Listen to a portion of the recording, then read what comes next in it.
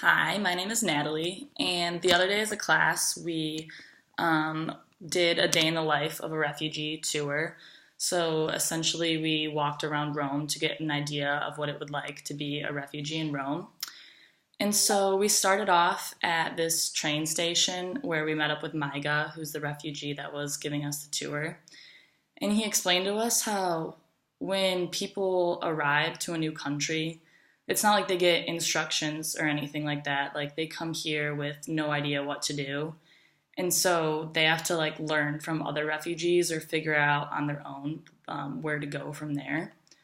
And so we started at the train station because that's a common place for people to sleep. And so he showed us like outside where people would sleep and things like that, and how when it gets cold outside, that's a big struggle because they're not used to the cold in Africa. And then he also explained to us how like you have to learn the language because if you can't communicate in Italian, then you have no way of getting your basic needs from other people. And so he explained how like you arrive, you're alone, you usually get separated from your family and friends, and so you pretty much have to start like all over.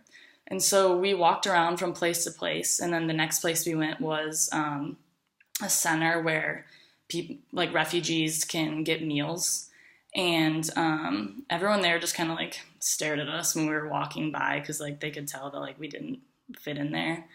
And so those places where they can get food are run by volunteers.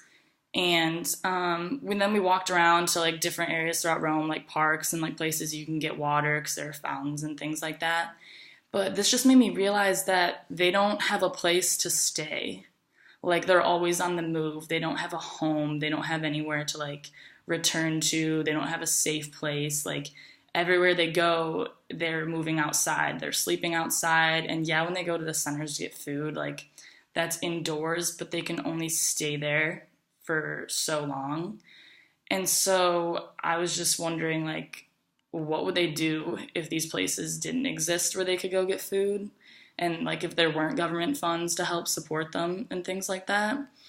But also, when Maiga was telling his story, he was essentially saying that, like, before you leave to come to a new country, the one thing that like gets you to leave is just pure desperation. Like you're literally risking your life to get to a new place.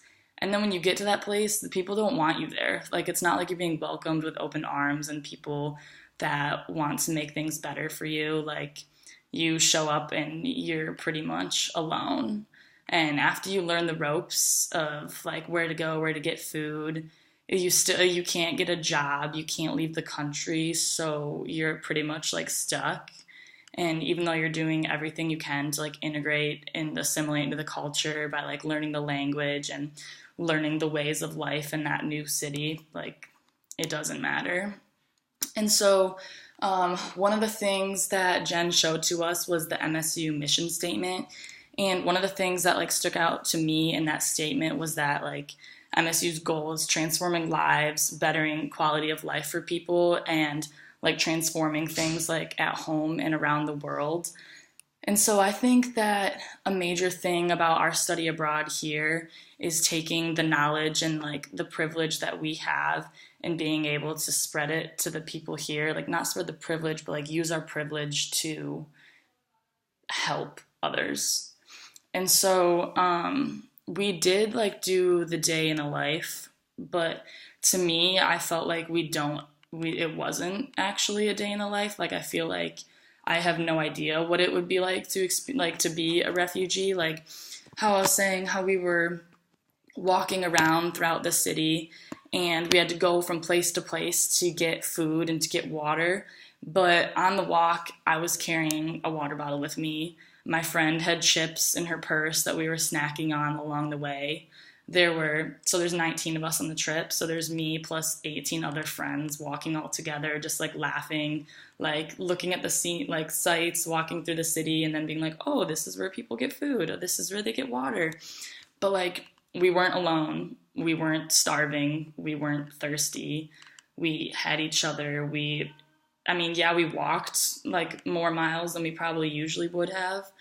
but that's the most difficult thing in the world. And it's not like we were starving when we were doing so.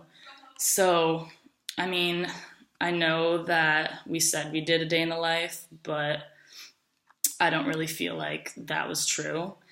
And essentially, I hope we're going to be going and working at a service camp to work with more refugees, and I hope that that experience will bring like I felt like heartache hearing Maiga's story, but I'm excited for this service learning camp to see what else I get out of it. And essentially, from the things that we're going to experience, I just want more awareness of this global issue and to see if other people can find a place in their heart to help.